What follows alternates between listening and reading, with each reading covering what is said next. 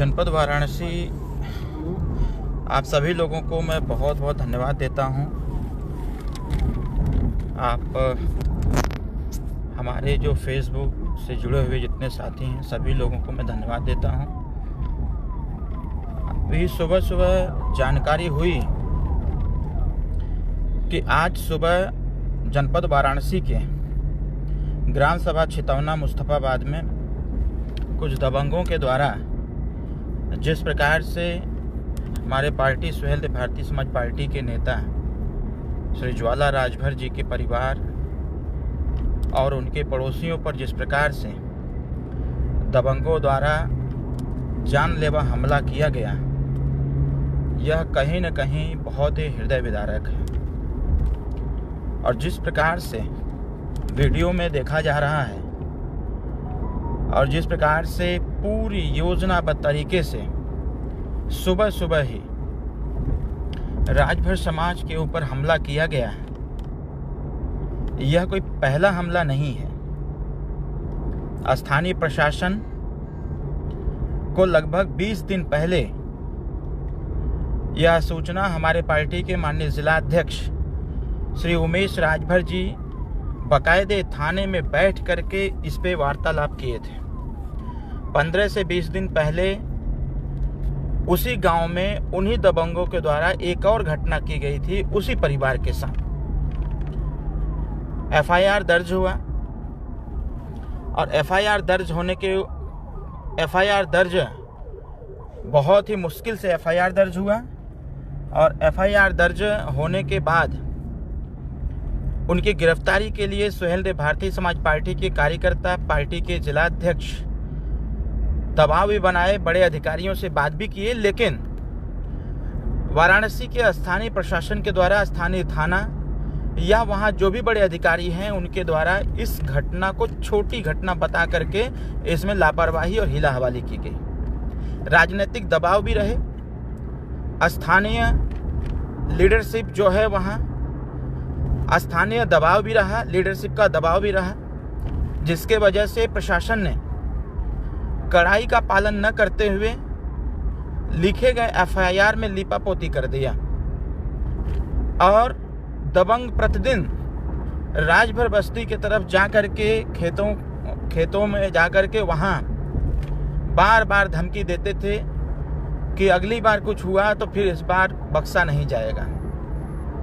कहीं न कहीं इसकी सूचना भी थाने पर जाती रही, स्थानीय थाने पर लोग देते रहे, स्थानीय जनमानस और हमारे पार्टी के नेता के द्वारा भी अवगत कराते रहे हमारे माननीय जिला अध्यक्ष, क्योंकि इसकी सूचना लगभग 15 दिन पहले भी माननीय जिलाध्यक्ष जी के द्वारा हम लोगों को दी गई थी। एफआईआर दर्ज नहीं हो रहा था। स्थानीय राजनीति के दबाव में किसी प्रकार से दबाव बना करके कमिश्नर वगैरह से बातचीत करके एफआईआर दर्ज हुआ। इसका अंदेशा था कि कहीं वहां बड़ी घटना न हो जाए, इसके लिए भी प्रशासन को अलर्ट किया गया था। लेकिन जिस प्रकार से सुबह सुबह स्थानीय दबंग प्रवृत्ति के लोगों ने पुरानी रंजिश को लेकर के जिस प्रकार से परिवार पर हमला बोला, वह निंदनीय है और वह कहीं न कहीं एक हृदय विदारक घटना हुई जो पूरी एकदम प्लानिंग के साथ था।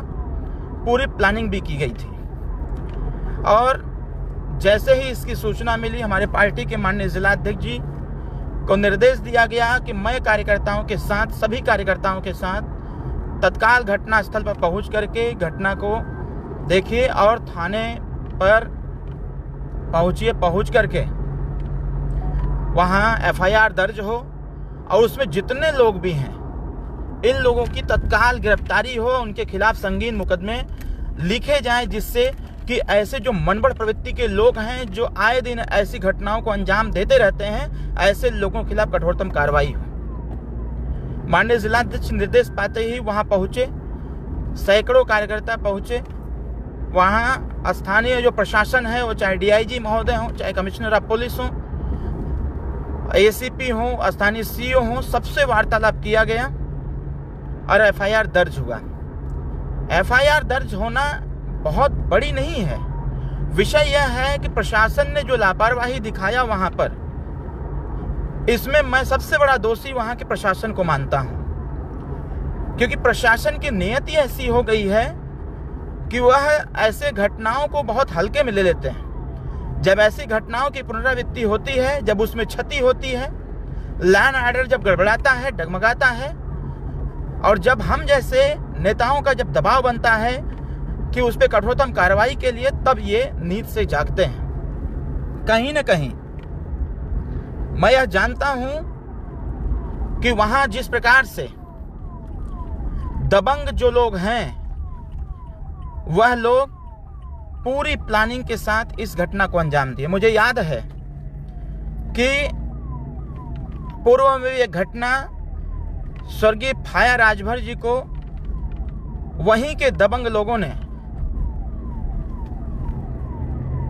घर से उठा ले गए, ले जा करके उनकी हत्या किए, मार करके कुएं में डाल दिए। और कुएं में डालने के बाद जब परिवार के लोग छानबीन चालू किए तो पता चला कि कुएं में लाश मिली। दबाव बनाया गया, मुकदमा पंजीकृत हुआ, लेकिन वह भी घटना जहां उस गरीब के साथ न्याय होना चाहिए था, लेकिन स्थानीय राजनीति के चक्कर में वह भी घटना में न्याय परिवार को नहीं मिल पाया। आखिर ये हैं कौन लोग जो घटना को अंजाम भी देते हैं, या फिर उसमें जो अपराधी होते हैं, जो घटना करते हैं, ऐसे लोगों की सुरक्षा भी करते हैं? वो कौन व्यक्ति हैं, वो कौन लोग हैं जो लोग इस प्रकार की घटना में पैरवी करते हैं कि जो लोग ऐसा किए हैं उसको सुरक्षित कर लिया जाए? यह सभी लोग जान रहे हैं, सोशल मीडिया के माध्यम से पहचान भी रहे हैं, जान भी रहे हैं, और ऐसे लोगों को बचाने का काम कौन करता है, यह भी लोगों को अच्छी प्रकार से पता है। क्योंकि फाया राजभर के घर में खुद गया हुआ था। जिस प्रकार से फीडबैक हमको मिली थी, वह फीडबैक यही था कि उसमें जो भी दोषी हैं वो गिरफ्तार होकर के जेल के अंदर हैं। लेकिन मेरे जाने के बाद जिस प्रकार से डिफेंसिव पॉलिटिक्स वहां पर चालू हुआ, सत्ता में बैठे हुए लोगों के द्वारा, वह निंदनीय रहा है। हत्या करने वाला बाहर घूम रहा है और फाया राजभर के परिवार को न्याय नहीं मिल पा रहा। इसके पीछे भी वही हाल है कि सत्तासीन लोग अपराधियों के बचाव में हैं। मैं डायरेक्ट नाम नहीं लेना चाहता हूं, लेकिन यह जरूर कहना चाहता हूं कि आज की घटना की पुनरावृत्ति कराई है, जो आज के 15 से 17 दिन पहले हुई थी। कितना दबाव बना करके एफआईआर दर्ज कराया गया, बाकायदे नाम उसमें दिया गया, लेकिन जिस प्रकार से आज सुबह वह घटना घटित हुई है, मैं इसमें 3 लोगों को दोषी मैं खुद मानता हूं कि पहला तो सत्ता में बैठे हुए पॉलिटिकल पावर का इस्तेमाल करने वाले लोग, जो लोग ऐसे घटना को अंजाम देने वाले लोगों को का डिफेंस करते हैं, उनकी रक्षा सुरक्षा करते हैं। दूसरा, वह थाने पर बैठे हुए या फिर जिले की प्रशासन, जो ऐसी घटनाओं को संज्ञान में न लेकर के, अगर संज्ञान में देते भी हैं तो ऐसी घटनाओं को लोग हल्का फुल्का घटना मान करके उसको नजरअंदाज कर देते हैं। और दूसरा, वह लोग जो लोग इस वर्तमान सरकार में जीरो टॉलरेंस की नीति को हम सब लोग इसकी बखान करते हैं, लेकिन स्थानीय प्रशासन की मिली भगत से जीरो टॉलरेंस को कहीं न कहीं तार तार किया जाता है। और जब तार तार किया जाता है तो ऐसी घटनाओं को देखने को मिलता भी है। जिस प्रकार से दबंगों द्वारा हाथ में पिस्टल लेकर के, हथियार लेकर के, तलवार लेकर के गरीबों पर वार किया गया, जिसमें एक गरीब का पेट भी फटा, एक बच्ची के साथ छेड़छाड़ करने का पूरा प्रयास किया गया, उसके कपड़े को फाड़ा गया। यह कैसे बर्दाश्त होगा? एक तरफ हम दबाव बनाएं कि ऐसे दोषियों के खिलाफ कठोरतम कार्रवाई हो, जिससे कि समाज में एक मैसेज जाए कि समाज के साथ सब लोग खड़े हैं। वहीं दूसरी तरफ जब मैक्सिमम प्रेशर बनाया जाता है लखनऊ से लेकर के जनपद तक, तो सत्ता में बैठे हुए कुछ लोग उसका संरक्षण करने का काम करते हैं। यह कहीं न कहीं होती है तो इसका जिम्मेदार हम यह मानेंगे कि हमारी सरकार का है, हमारे शासन और प्रशासन का है।